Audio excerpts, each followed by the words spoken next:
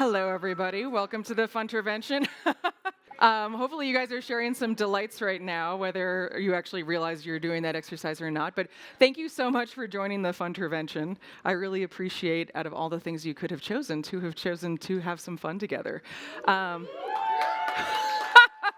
I can already tell this is going to be fun for me, so thank you. You're like bringing the energy. I wanted to get a quick show of hands of who was not at the plenary where I gave a Spark talk. Okay, so a couple people. All right, because I always feel very self-conscious repeating myself, but I want to also make sure everyone's on the same page, so that's good for me to know. So welcome, I'm Catherine Price, I'm a science journalist. I founded a platform called Screen Life Balance, and I've written books including these two, How to Break Up With Your Phone and The Power of Fun, which is obviously what we're talking about today. The two are related, as hopefully will become clear at the end. And it's just been a crazy experience for myself, because pursuing fun has led to all these crazy opportunities, like this TED Talk about fun, which was terrifying. But led to things like this. So I really appreciate you being here. So I like to establish goals at the beginning of things like this so you can actually, I was going to say judge me afterwards, but maybe be kind about that, but so that you have a roadmap, let's say, of where we're going with this. This is what I want us to do together. I want us to define fun. I want us to create a personalized plan so that each one of you walks out of here with an idea of things you can do to help yourself have more fun. I also want you to have ways to make Aspen itself more fun, which hopefully you are already having some fun, but let's make it even more so. And then maybe make a friend. So I give you very confusing seating instructions. It'll become clear. We're gonna interact with each other. So actually that's a warning. So if that sounds horrible, you might want to run away now. I will not take it personally. My caveats are that it moves quickly. I'm obviously a fast talker, and we got a lot to cover. And it actually can be hard to think about fun if you haven't done that before. So don't worry. There's no right answers, or rather, I should say there's no wrong answers. Sounds a little more positive. And don't agonize or deliberate too much. So the things I need from you to make this a success is to be present. And by that, I mean, you already had like the silence the cell phones thing. But keep your phone away. We're going to be here with each other for this time. Leave your work identity at the door. Everyone here is amazing, and I know that, and you know that, but let's actually just kind of try to put that aside and just become more of ourselves when our guard is totally down and you're interacting with friends. Like that kind of feeling is what we're going for. And then silence your inner critic, because your inner critic might tell you that your ideas are dumb, and that's like the #1 fun killer. So just gently tell your inner critic to shut up for our time together. So the first thing I wanted to do is establish what fun is. So the people who are at the plenary, you have an advantage here because you did hear me talk about it. But I'm not going to go into that specific thing yet because I want you to kind of think about this, bless you, for yourself.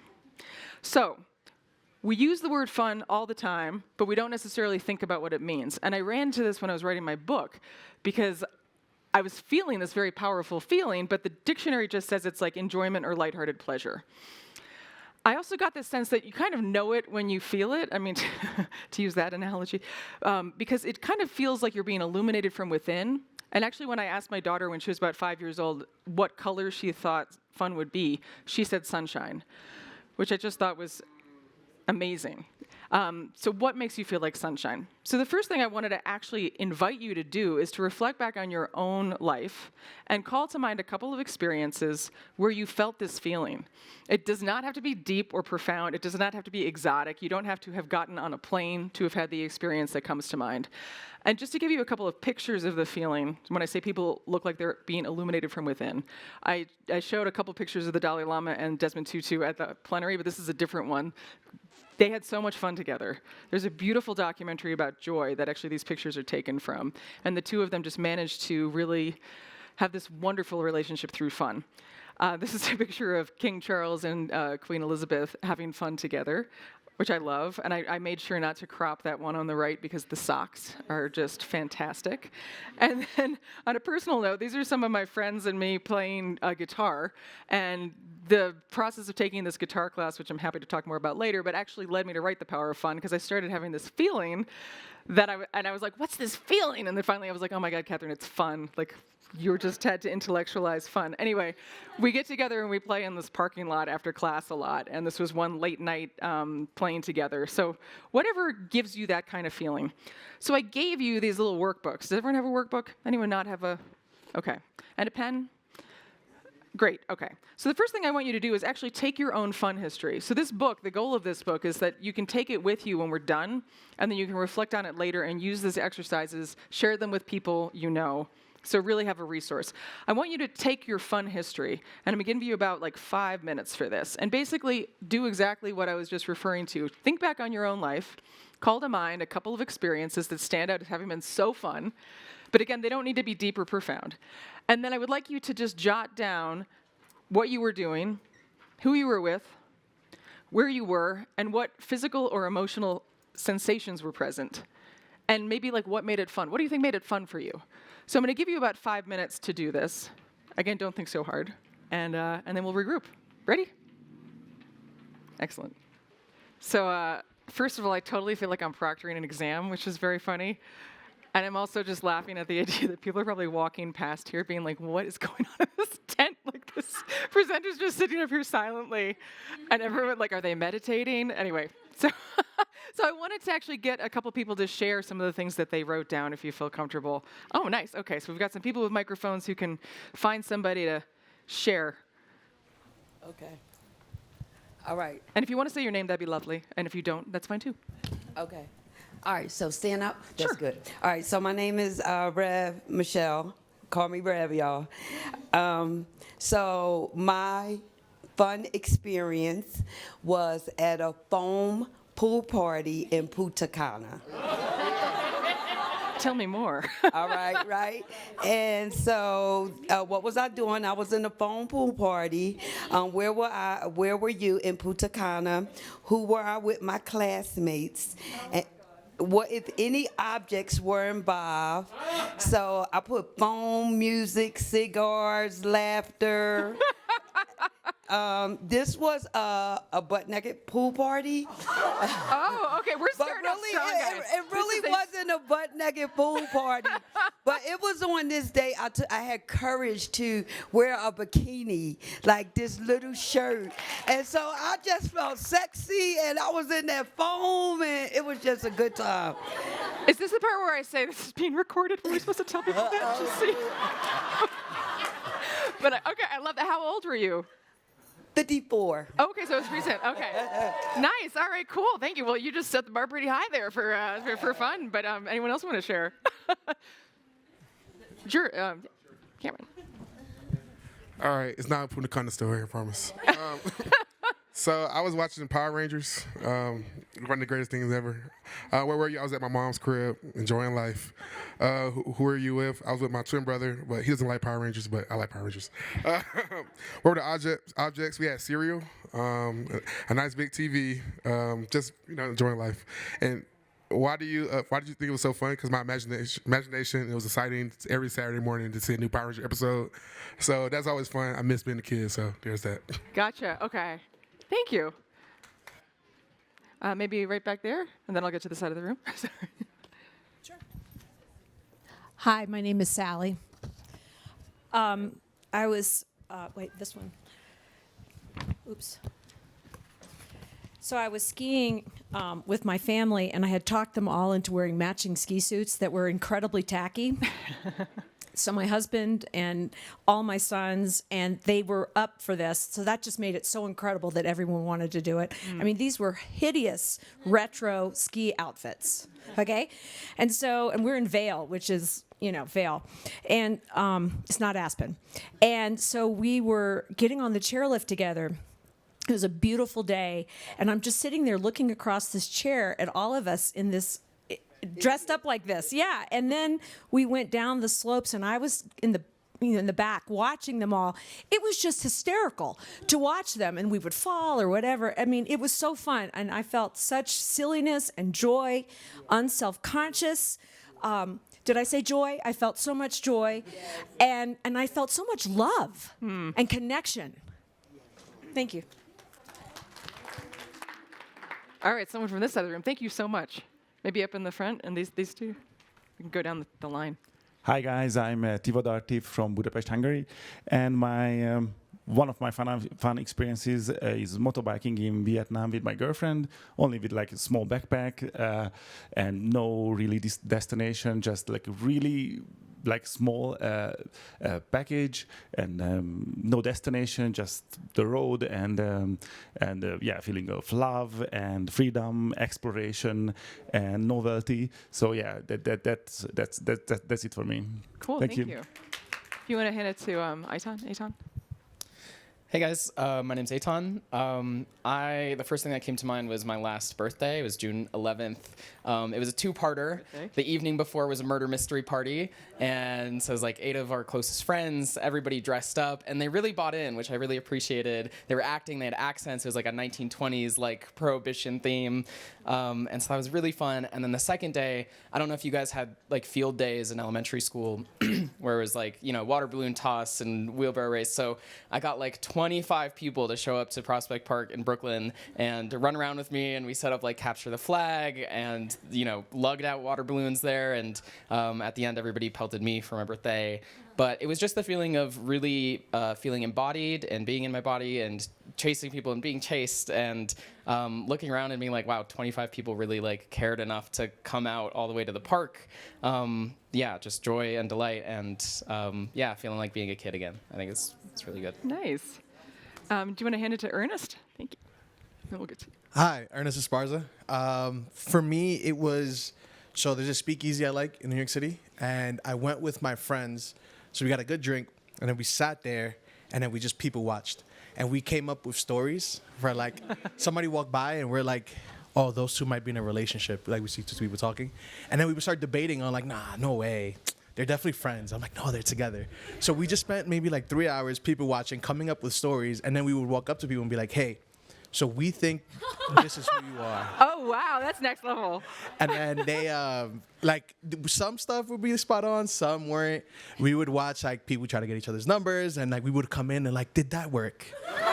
Oh, my God. But it was just fun to, like, just people watch and just hang out on, like, a Saturday afternoon in New York. Great. Okay, I love that. Let's get one more. I saw you've had your hand up for a while over here. Thank you. Hi, everybody. My name is Paula. One of my experiences was I graduated from grad school recently, and I was part of our band, our school band, and we had a final performance for all of our classmates. And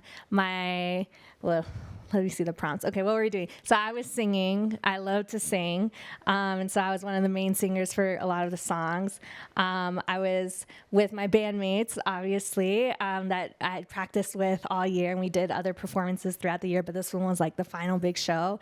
And then I was with like, my audience was like my classmates, which was just a very positive group. And they were very, you know, we're just students. We're just amateurs having fun. And so like, we're not professional musicians at all, but they were like still like cheering us on, even if we like made a mistake or, you know, if the mic dropped for a little bit, it was just very much like, yes, go. And so it just like felt very positive. We were on a stage. I just like being on stage. I'm really dramatic. And then just, you know, instruments, stage, microphone, lots of music, just like really fun vibe. And so I think what made it so fun is that I've like grown up singing. I used to be an opera singer back in the day in like in undergrad, and so I just like love singing in general. So I got to use that talent, but it was a lot of just like connecting with my friends and just like that back and forth connection with the audience and just like very much positive vibes and music, which I love. And so just like that whole experience of just like connection was really, really fun. Great, thank you. And does anyone have an experience, like a quick one they can share, where it was something you didn't think was going to be fun, like objective? Oh, okay. Lila? Yeah, you were ready. You were so ready. It was during the pandemic, and my friends and I were neighbors, and so we made a little pod together, and we found joy wherever we could. So one of our most favorite experiences was trying to find the ingredients to cook a meal from Walgreens. And so we just walked around Walgreens and we started getting mad at each other, like, that is such bad taste. And another friend would be like, we're in Walgreens. Yeah, right, exactly. You're like, if you can taste anything here, exactly. You're lucky. It's all awful. What are you talking about? That's so funny. Great. So thank you all for sharing those. And there'll be more opportunities to share with each other. But some things that stood out to me from those stories is that they all were really different, right? They're like very different experiences and very different activities, different ages that people were talking about. But they also, to me, had similar feelings to them. And if you felt that too, I heard joy a lot, I heard delight, I heard people really feeling connected, being very present in the moment. And that matches up with what I've heard from people when I've done my research, which is basically like really that fun is a feeling and it's not an activity. And I think that's something that's really important to internalize, because a lot of times when you ask someone like what's fun, or even if I asked you what's fun, if I said that at the beginning of the workshop, you might just come up with a list of activities that you enjoy. But we've all had experiences where you do the same activity and it's actually not as fun as a different time you did that. Or there's different people. Like if you did that Walgreens thing and it was people who didn't buy into it, or like you were saying with the ski outfits, like if your family had been like spoil sports about it, that would not have been fun. So it's a feeling and not an activity. And I think that's very important for a number of reasons. But one is that there really is this perception often that fun is something that happens outside of your normal life and that it has to cost money or that you need to shirk all your responsibilities to go have it. But it's not really that. It's really a feeling that can come in really any circumstance. I went into my definition at the actual plenary session. I just realized I totally gave you a cheat sheet because it's on the opposite side of that fun magnet page. So you probably saw this already. But the three factors that kept jumping out to me when I heard people's stories, and that I also heard from your stories, so thank you for validating my theory.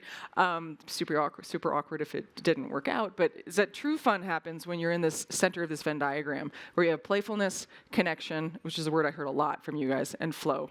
Flow is the state of being totally present, in the zone. You're not distracted. Your inner critic is not present. If your inner critic pops up, then your flow will be destroyed. You will not have fun. And if anyone else criticizes it, like the quintessential wet blanket, that's also going to destroy fun. Playfulness, I know I mentioned this briefly in the plenary, but it's really important to internalize. It does not mean that you have to act like a kid. I mean, I agree that there's certain moments where it's helpful to act like a kid or you feel like you did when you were a kid, so that freedom and letting go. But a lot of adults will kind of clench up at the idea that being playful, like I'm really personally, I don't like imaginative play. My husband is really good at it. He naturally does that. Our daughter's 8 now. He's got a whole persona called Old Timey Papa who talks about riding around in a buffalo that's like a car as a buffalo. And then my daughter and her friends request this as a persona. And I tried to play along the other day, and my daughter's friend actually said, "Don't do that." And I was like, okay. So anyway, so we each find play, but playfulness is really being lighthearted, finding ways to laugh, being present in that way. And then connection. I'm curious, how many people wrote down in their story something that happened alone when you were totally alone? Okay, so a couple of hands and a kind of half thing here. I thought that was really interesting in the stories I collected from people, that there were certain ones that happened when people were alone, but the vast majority did involve another person. And people actually said, I'm a self-proclaimed introvert, but yet all my stories involve another person, which made me think it's not so much about whether introverts like being around people, it's just the type of connection. Anyone write down an experience that happened on a screen? I know you were talking about gaming, or sorry, watching Power Rangers, right? Okay, yeah, what was yours? I just have a video game that I like. Okay. Yeah, a video game that he likes, yeah.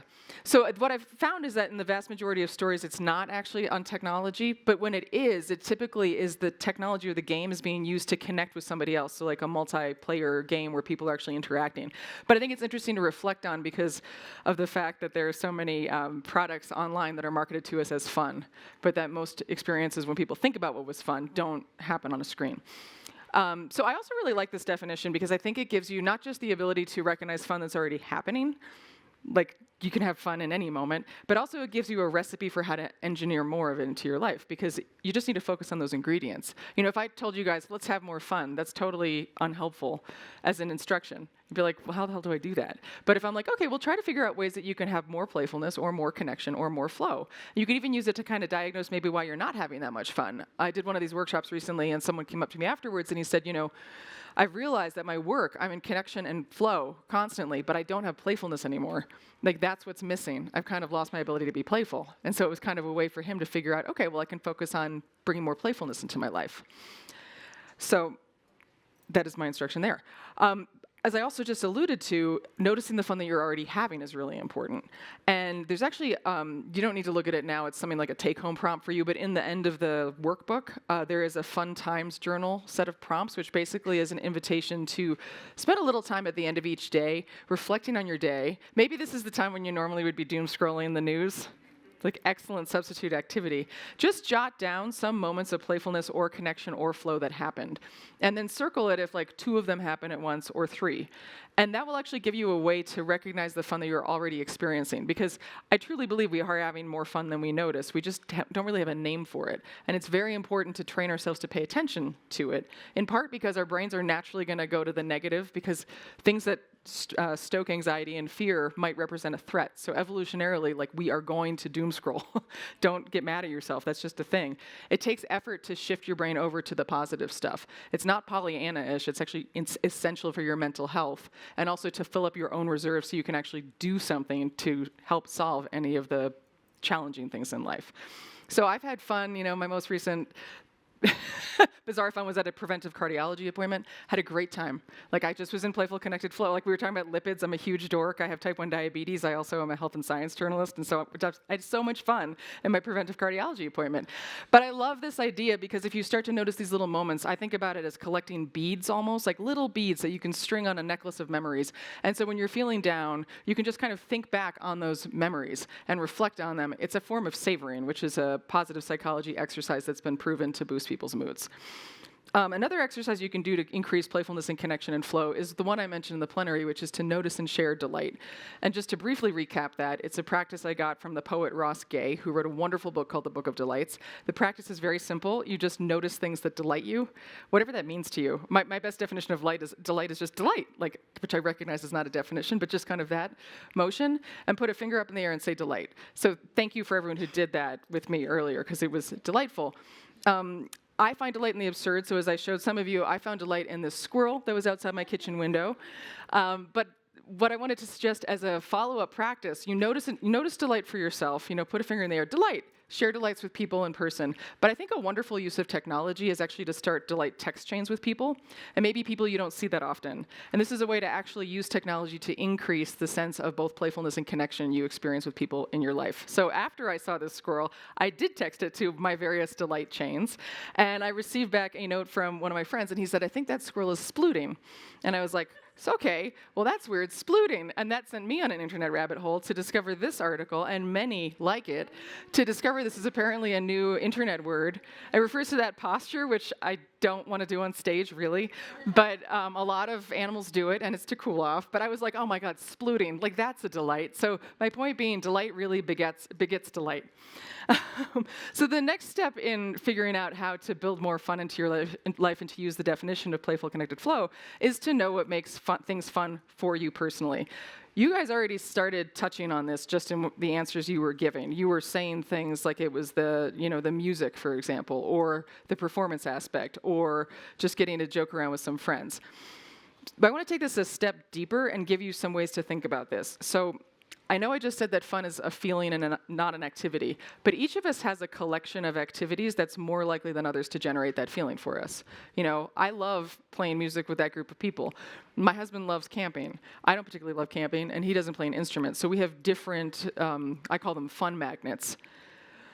And if we know what they are, we can actually carve out time for them in our schedule. So this is a way to kind of engineer fun, even though that sounds like a very weird thing to do. So fun magnets, and the definition is in your booklet, means the activities and the settings and the people that are the most likely to generate it for you. So if there's a friend whom you consistently have fun with, then you can know that you actually should prioritize making time to spend with them, for example. Same with activities or particular settings that you typically find fun in.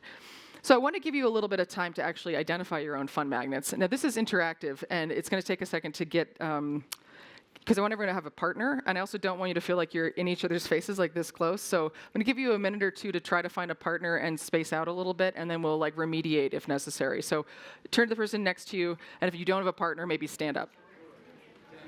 So I'm going to give you about 8 minutes per person. I will tell you when to switch. So, don't worry if you start talking, amongst yourselves, but just I will give you an indication of when to switch. And what I want you to do is to try to identify each other's fun magnets. So the way that it works is that for the first half, partner one, tell your partner some of the things you just wrote down, some of the observations you made. And the other person, listen and just notice what jumps out at you from what they're telling you. If there are any themes, what seems to really excite your partner or energize them, okay? And just hold on to that, and then in that same 8-minute block, whenever you finish sharing that, like start to talk about what you think that person's fun magnets might be. The asterisk, forgot to make the font white for the definition of fun magnets, but it's in your book. You can jot your answers down on page 13, and that definition is there. So I'll give you 8 minutes each to try to figure out each person's fun magnets. Any questions? Excellent. Go. Okay, guys.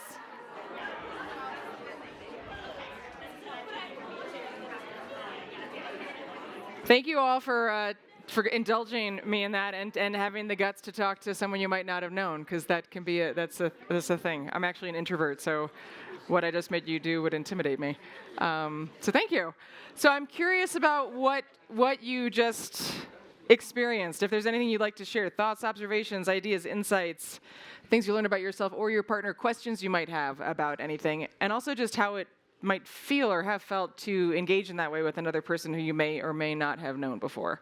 So if anyone has anything that they would like to share, I would love to hear it. Okay, how about Charlie here? I haven't heard from you yet. Oh, hold on, he'll give you the microphone. Well, I got to meet somebody from a totally different background. Okay. This gentleman is from Budapest. Can you hold the mic up to you? Yeah. This gentleman is from Budapest, which I visited, but had, I have no Budapest friends.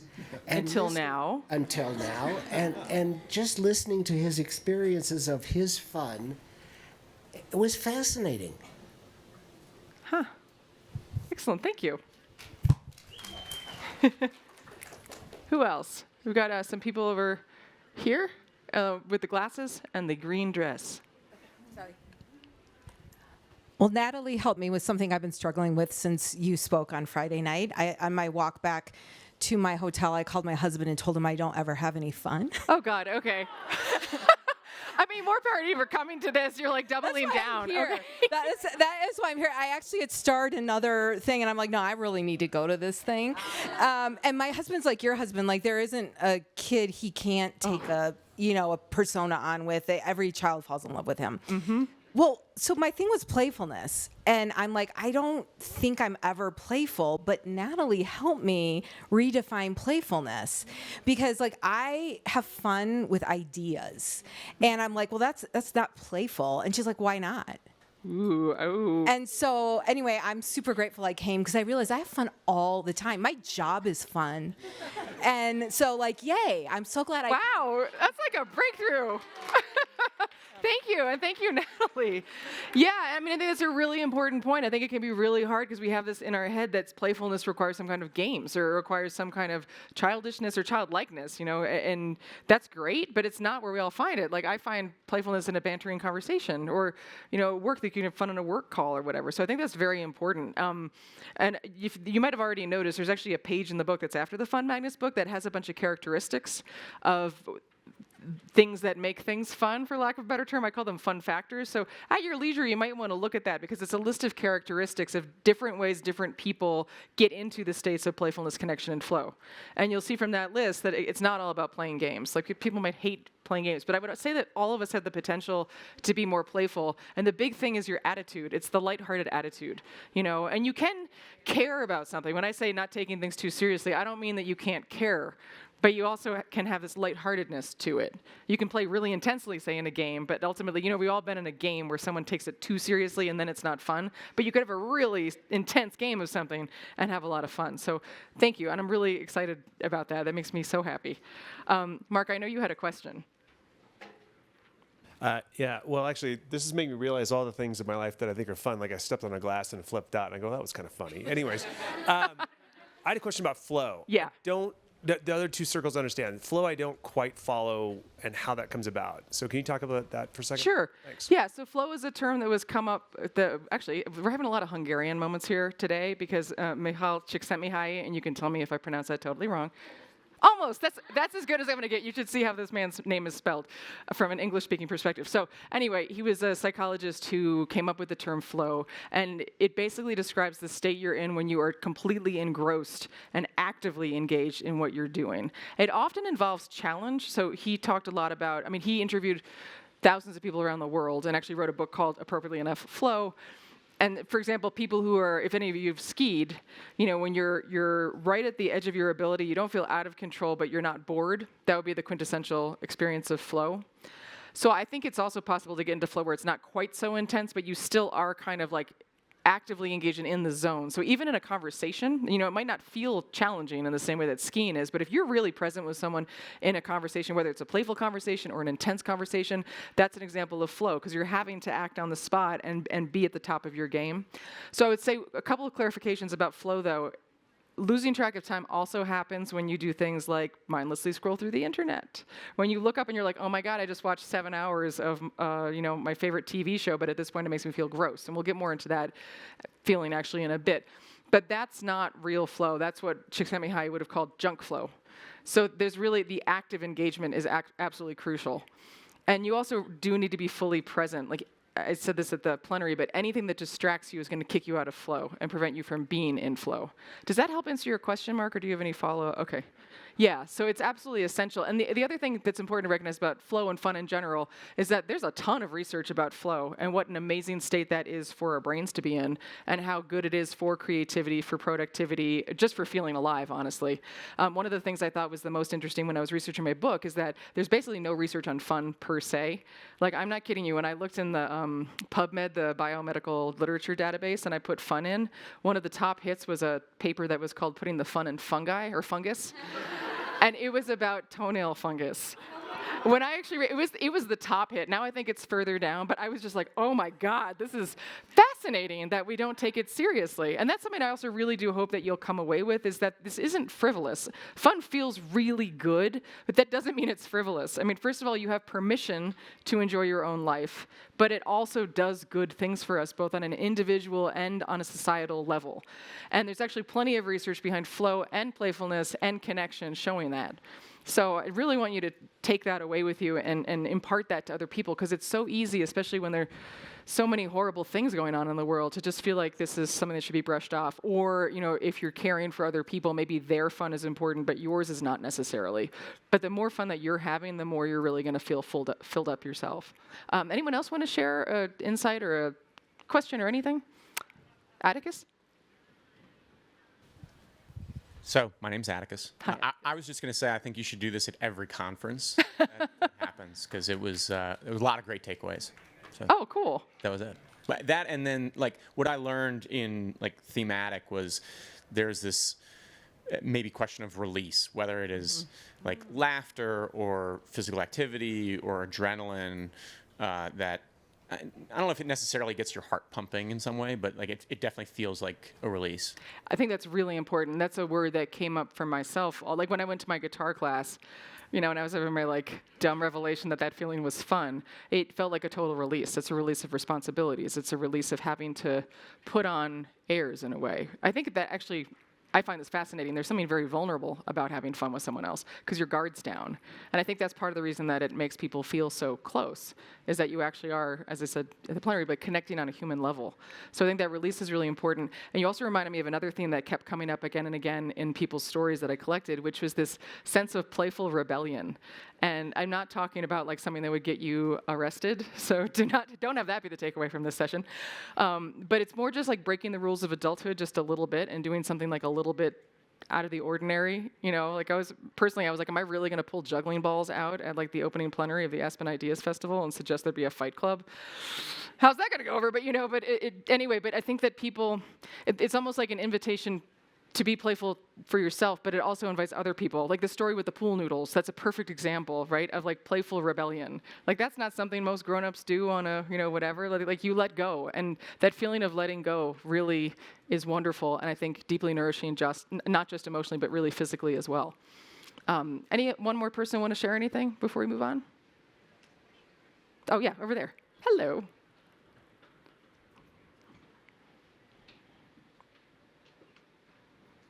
Thank you. So, I guess we just noticed that a lot of things that are fun are mundane things and bad ideas. So it's like mundane and bad ideas. So it was just things that you wouldn't really expect to be fun. And also like with the people, also depends on the people you're with, because for instance, can I share? She got chicken socks for her whole family, which typically chicken socks, chicken thigh high knee socks, chicken knee socks, not the infectious virus. Okay, go on. Important distinction. Yeah, so like with another crowd that would have been weird.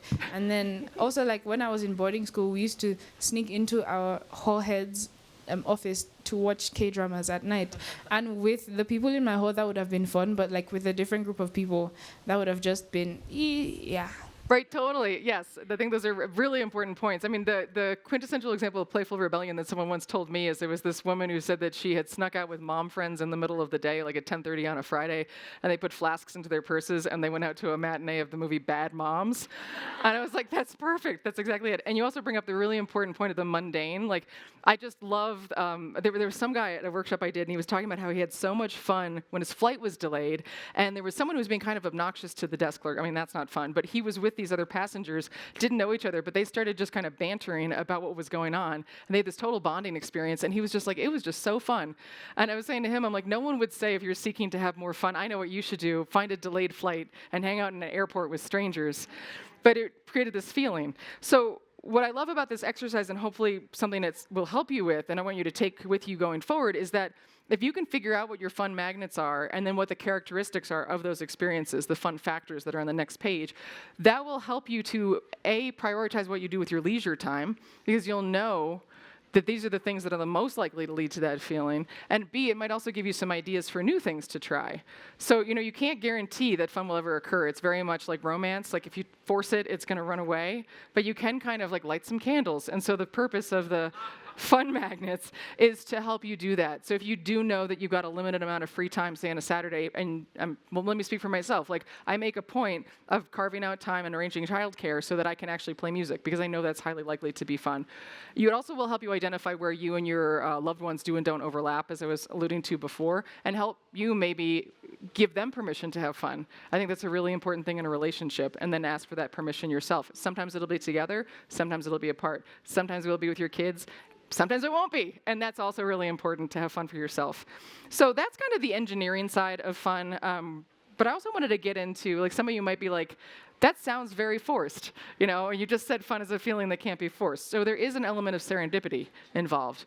So we talked about engineering it, right? But how do you actually invite more serendipity? And that's where I think it's very important to create space for fun. We touched on this a bit with the idea of trying to keep your phones away, because they're a huge source of distraction, and anything that distracts you will kick you out of flow. But there's also just what I call fake fun, sources of fake fun, which are activities or products or services that are marketed to you as fun, or that you've been led to believe are fun, but that don't produce playful, connected flow for you, but that are really time-sucking. Or maybe there are things that other people legitimately do find fun in, but you've just never found fun, and maybe you kind of blamed yourself for it. Like, it was so interesting in my research. There were like very clear dividing lines that I did not anticipate uncovering. For example, some people love amusement parks. Oh, do they love them? And some people are like, that is so not fun. The idea of, we got some strong amusement park haters over here. Waiting in line to go on a 2-minute ride. You've got strong feelings. And poll, who loves amusement parks? Who loves amusement parks? Who does not love amusement parks? It's actually not that unevenly. That was more polarizing than the is a hot dog a sandwich question, honestly. That one, like, people were like, it's not a sandwich. I was like, okay. Except for one woman who was in this area from where I was standing. She was like, she was like really upset. If that person's here, like, I feel you. I mean, anyway. But so it's so interesting, right? Because it's like, oh, okay, well, maybe you don't have to feel bad about the fact that you're not psyched to go to Six Flags Great Adventure on a July afternoon and stand in the sun. Whatever, you can see where I fall on this. Lakes and beaches were really big, or beaches, that was a big dividing line. Bars were a big dividing line. So anyway, if you can identify what are sources of that kind of fake fun for you, then you can give yourself a little bit of grace and permission to not indulge in it. Also, you're going to freaking ruin it for the person who's there who loves it. You're going to be the wet blanket, so try not to be the wet blanket. But fake fun also refers to the time-sucking stuff, as I was saying, the products that are marketed to us that way. And by far, the number one thing there is social media. We're compelled to check social media because it's deliberately engineered to have all these dopamine triggers in it, which gives our brain a sense of reward and motivates us to do it again. But it also encourages us to compare ourselves to others. I mean, I don't have to explain this. You often feel bad when you're done scrolling through social media, but you did it for fun. So again, it kind of comes down to us being a little bit sloppy about how we use the word because we've never really thought about what it means. So if you can identify like a fake fun activity for yourself, it's kind of low-hanging fruit.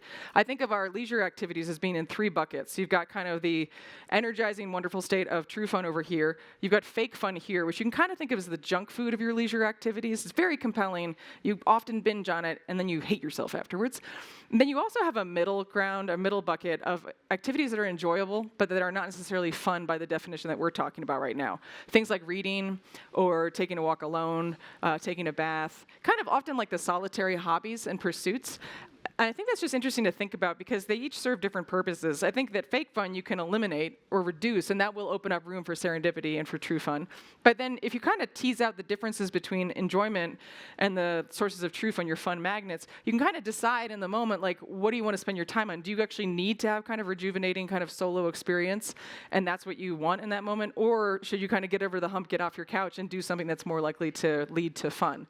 So anyway, you got fake fun. Then we also have fun killers. I was having a lot of fun with dictionary definitions. I'm a huge dork, so thank you for bearing with me.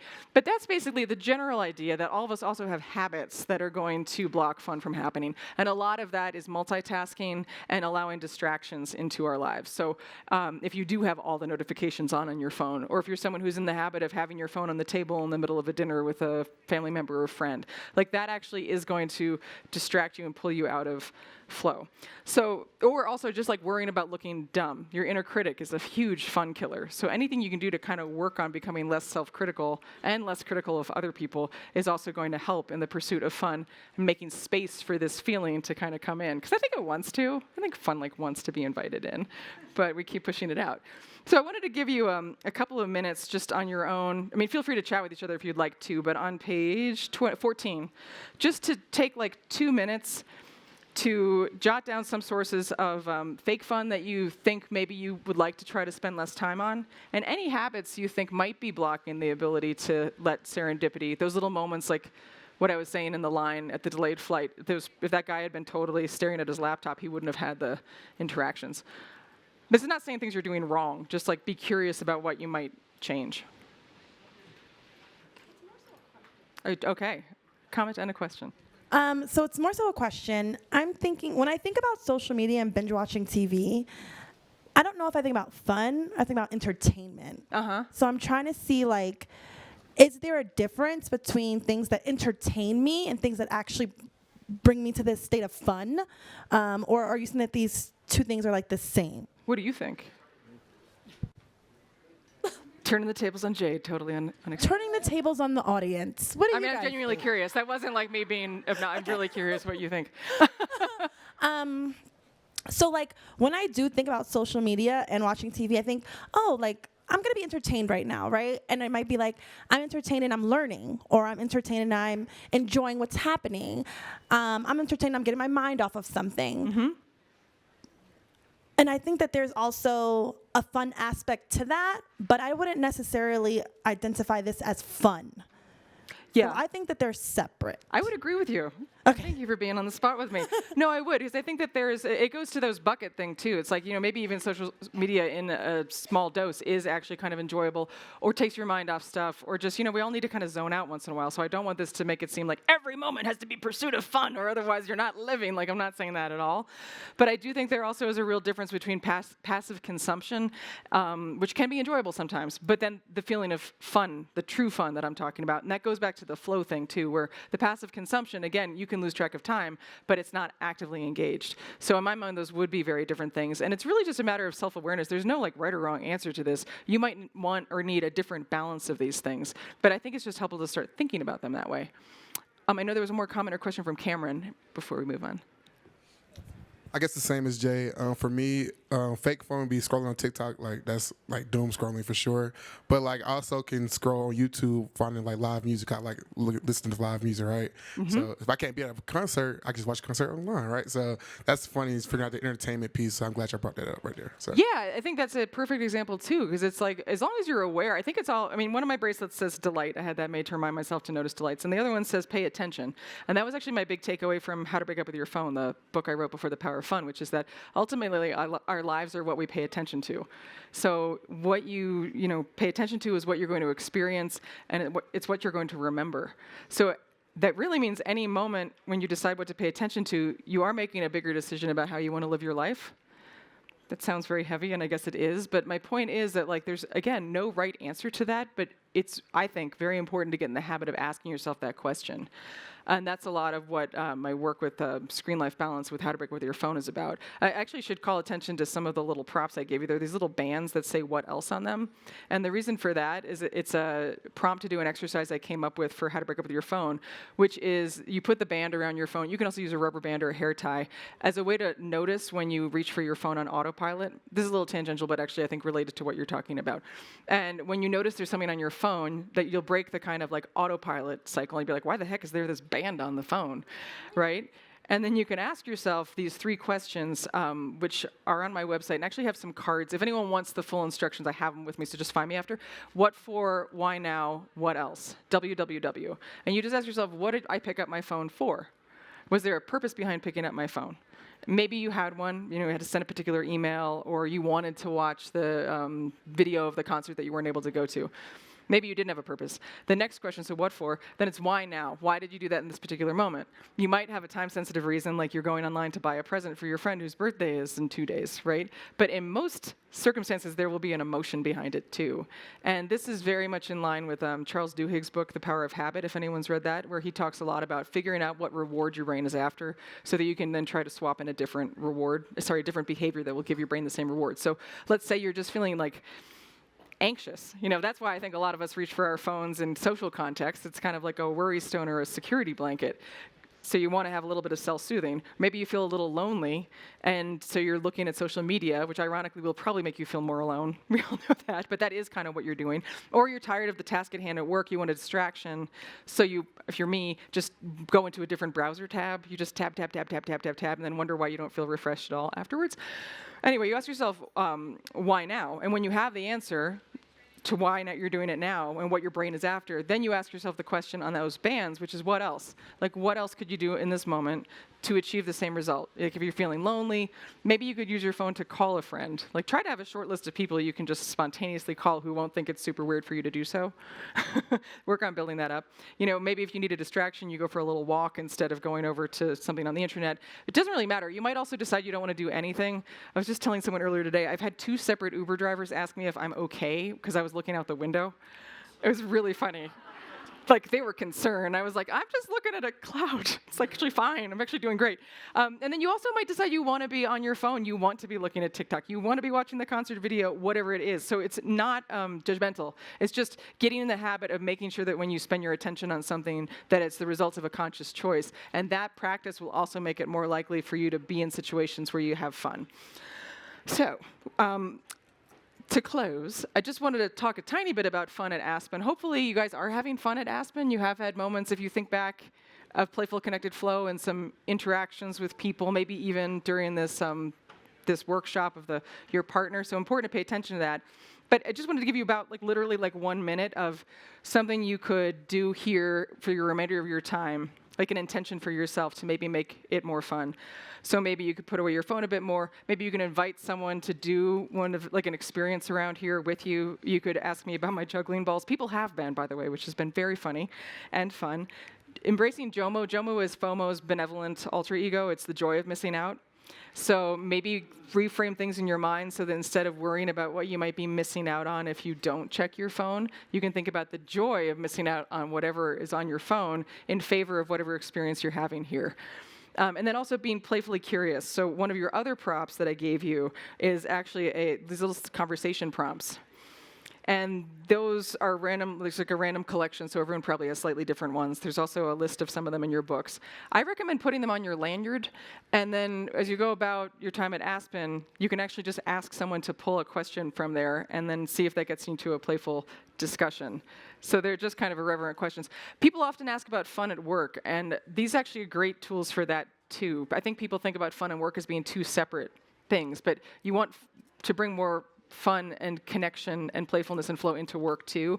And I've heard from a lot of companies that open their meetings, especially over Zoom, by doing a question like one of these and letting people kind of talk about it for 5 minutes. And the reports back that I've gotten is that this really changes the tenor of the work meeting, even remotely, where people just feel, they open up a little bit more. It kind of creates a different tone for the meeting that actually ends up making it not just more fun, but productive. So anyway, play around with them. And if you find me, definitely, like I'll have them on my lanyard too, and I would love to play around with that. So, to recap, because I want to leave a little bit of time for questions, what we have done today. We noticed and shared some delights, or we invited you to do that at the beginning. Defined fun. Hopefully that's a little bit more internalized now than it was just from talking about it, now that you actually reflected on some of your things. Took your fun history, so that's where you actually wrote down your past fun experiences. Identified some of your fun magnets, those activities and settings and people. So hopefully you can start to prioritize those more. Identified some of your fun killers and sources of fake fun, and set some intentions for our time here.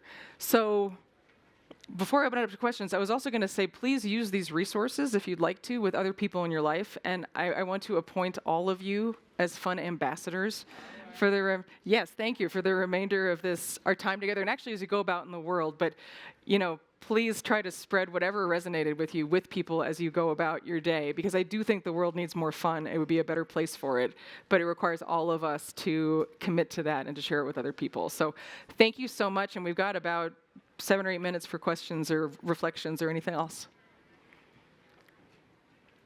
Yeah, Morgan in the front. I don't know if this breaks the rules because it's related to my work. No, go for it. It's okay. But I design and run youth programs. And so one thing this is making me think about is, as I'm designing them and thinking of like, what are our goals and objectives and how do we measure them? Thinking about, if I put fun as one of our objectives, how am I supposed to show then that the kids had this much more fun over the course of our program? And then when I do design for it and bring it into the program, sometimes, like you say, there's a spontaneity aspect, and sometimes there's this expectation, like, I've brought you all together, now have fun. Oh, yeah. I made this activity, what is missing? What's the ingredient that is missing here? And I wonder if you would know. Well, it's really hard, right? That is the difficult thing about fun, is that going to the idea that it will run away if it feels forced, right? And like any parent also knows the experience of like you organize something fun for your kid or your family, and then everyone's grumpy, and you're like, this was supposed to be fun. I did this for you to be fun together, and then of course no one has fun, and you're just like, ah! So I think it is definitely a challenge, but I think that sometimes the problem people run into at work is, again, this dichotomy of thinking that fun and work are separate. So like, for example, I recently did a workshop for a law firm, and they wanted to help the lawyers have more fun. I think it was a defense firm. And so they had set up like a day where there were a bunch of board games and stuff in this particular area in the office. And I was just thinking, geez, these are people who have an hourly requirement for the year, right, with billing clients. And you're telling them to go in the other room and play Jenga in the middle of the workday. Like, I think they're just going to be pissed off at you for that, right? Instead of trying to figure out how can you, again, breaking it down to its components, how do you incorporate more playfulness and connection and flow into what you're doing so it feels fun without necessarily stating objective, like this is our objective, is to have fun. So I gave the example at the plenary of coming up with bad ideas, and I mentioned that I got that idea from this group called Funmentum Labs. And it's this group that actually works on specifically bringing more fun into the workplace, and I personally have learned so much from them. So the one I mentioned in the plenary is the idea of brainstorming really bad ideas, like it's called worst first. And you just try to set a timer for a couple of minutes. I think that we did, because we did this in an online context with total strangers who didn't know each other, and I was amazed at how much fun people had. Make 5 minutes and challenge each team to come up with like 30 bad ideas, like something outrageous, and then have a competition, playful competition, to see which team has the most bad ideas. That really reduces, it gets your self-critic to shut up, and it makes the point to be bad. And then you can use that's very divergent. Then you can come back together, and as I was alluding to 2 days ago, then you can look for seeds of good ideas. And then you can actually make a plan. And what's amazing about meetings that, or just activities when people do that, is that people have fun together. Like, you see them laughing and engaged. And to your question about how do you measure this, you actually could do a little survey about people's energy levels at the beginning of the meeting, or their moods, and then a similar one, like a scale of 1 to 7, like how do you feel afterwards? But you actually can come up with some really good ideas. Another one that group taught me, which I really love, they call Celebrity Idol. I call What Would Oprah Do?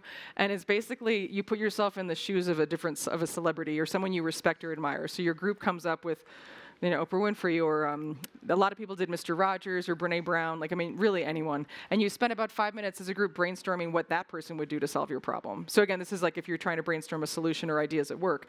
It's really interesting because just role playing and getting into that mindset, like some things will just be kind of funny, like, Mr. Rogers would give everyone a sweater, I don't know, or a cardigan. But then you're like, oh, getting into that mindset actually made me think differently about this problem. So there's ways, I think my point is there's ways to incorporate the feeling of fun into what you're doing in a way that doesn't make people feel like they're being beat over the head with like a Jenga game or something like that. Not that I think there's anything wrong with also having things out that facilitate interactions that lead to fun, like the fact that there are ping pong tables out here, or there are things that people can engage with, or like the foam noodles thing, right? Like those are invitations for people to engage more playfully. So there is a space for that, but you also can just focus on the 3 elements and try to get more of those. Anyone else? Yeah, Mark?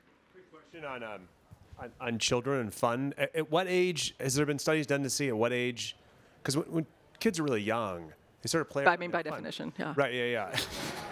It's true.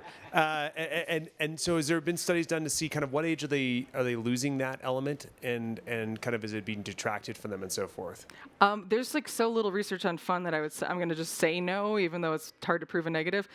But I will say, if I had to answer that question, I think it's when self-consciousness starts coming in and going to the broader conversations that have been happening about technology and social media. I do think that that's something that's happening, and one of the reasons that I personally do not intend to let my daughter have access to those for quite a while, because once you view your life as a performance, you're not in it, you're not in flow. If you're taking a picture and you're posting it, then you are no longer in that moment, and that's really damaging. So I would say that the self-consciousness is a real fun killer, and I think that one of the reasons that kids are able to slip into the state of fun so easily is that they are not self-conscious, and they also don't have all the distractions that we have. There's like a legit reason, adults have lots of responsibilities, and we're holding the responsibilities for our kids, so it makes sense that it's easier for them to get into it. On the flip side, that gives adults an invitation to try to deliberately put away distractions and meet your kid, if you're trying to have fun with a kid, at their level and in their time, and not force it yourself, follow their lead, because that actually can lead to fun from the adult perspective. My daughter is obsessed with hermit crabs. All she wants to do is play with the hermit crabs. Not my top choice, not my fun magnet. Not going to say I have hermit crabs on there, but I actually do have fun when I'm like, what I'm going to do? I'm going to close my work email and I'm going to go up to her room with nothing else and just let her show me her world, and that actually does lead to fun for me. So I am thinking a lot about my parents, who their retirement / approaching retirement, and I think they're at this point in their lives where all they want to do is just veg out and watch Netflix, and they're just always talking about I'm just so tired and stuff. And I'm always trying to get them to do things or just interact more, and I feel like there's just a lot of resistance from them. And so thinking just more broadly, besides the example of my parents, for if there's someone in your life or someone that you care about that they might, for whatever reason, have some resistance to getting into the spirit of let's have fun, or let's do that. What kind of tips or strategies could I use or somebody else use to sort of make it easy for somebody who might be a little resistant for whatever reason to indulge in figuring out what's fun for them, or going into a more flow activity? Well, so actually, I was going to invite you all because I have a website, and my whole thing is feeling alive. That's actually where I'm going to be. This is all about feeling alive, but specifically focusing on that. And there's a fun starter kit. It's just katherineprice.com, so you can go there. It's free. But one of the things I have there that I need to double check this. I'm pretty sure it's what you get if you sign up for that kit, is a fun compatibility quiz. If it's not, just email me. Just email me at that address and I'll send it to you. It's a PDF you can print out. And it is basically like a quiz you can go through with your loved ones, or use the thing in the workbook here. But engage them in having a conversation about fun, I think, would be the first step. And just kind of that itself, I think, will be fun. And will also make them remember oh, wait, no, it's not just, you can lead them through some of the revelations of is that really energizing to just lie on the couch and watch Netflix? I think that would be a good place to start. But you also make me think of a common misperception I think a lot of people have about retirement. And my own father certainly fell into this, where people work so hard to get to retirement and they think they're just going to lie on a beach and that's going to be so fun and that's what they want. But then people end up feeling lonely and depressed. And I think it's because relaxation is not the same as fun. That would fall into that kind of enjoyment bucket to a certain degree, but at least when I mean, I don't know, are any of us going to retire, but when I look ahead, or even now, of like what I hope to be doing with my leisure time, I want to make sure that I'm doing things that energize me. But yeah, a lot of people, I think, save all their money for retirement, and then they think they're just going to sit around, and then they get depressed. So last comment, yes. Yeah. And then I'm doing there's a couple copies of the book, and I'm also just going to be hanging out there, so if you want to continue the conversation, I'd love to. And I'm going to be in the Zen Den with all the animal cams at, oh boy, whatever time the Zen Den tea time is. 3:50. Yeah, 3:50. I knew that. Okay. But yes, last comment here. Okay, Or so my question. comment is this. Thank you so much for all you presented today, and I was excited even from when I first saw you to come back again. All right, and I bought your book, but I sent it home, so I only bought a carry on. But my question is about fun. There's some times where I go into, like, I'm getting ready to go on a trip, right, to another country, anywhere, and I'm just having such a good time in my mind about what's about to happen and the preparation. Me and my friend Miss Sally was talking about this, how like just the preparation before the fun. Yeah. And I think that is, for me, is where the fun really be. Sometime. I don't know how to explain it, but what is that all about? I think that's the anticipation. Yeah, I've thought about that, which means before the beginning. I'm a huge Latin dork. Side note, curious, I love the talk about curiosity. That's from the Latin word cur, which means why. Take that with you is the thing.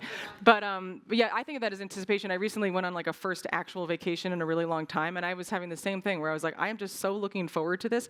I think it's really important to embrace that feeling, and it's a form of anticipatory savoring, really. And again, savoring is a practice of, God, the descriptions that researchers use for savoring is they say it's like swishing a positive experience around in your mind, and I'm always like, that sounds like mouthwash. That's like kind of gross. That's why I like the beaded necklace thing personally. But anyway, I'd say like lean into that. That's wonderful. And then hopefully the reality will also lead to fun. But then also recognize that what you're anticipating might happen may not actually be what happens. And that if you try to make your anticipation match reality then you're going to be disappointed. That's when you're like, this is supposed to be fun, this is supposed to happen. So just like enjoy the anticipation, but when you're in the moment, open yourself to the possibility that it might not work out that way, and maybe that's fine. Like, how can you still maintain that playfulness and presence and connection? So thank you all so much for being a part of this.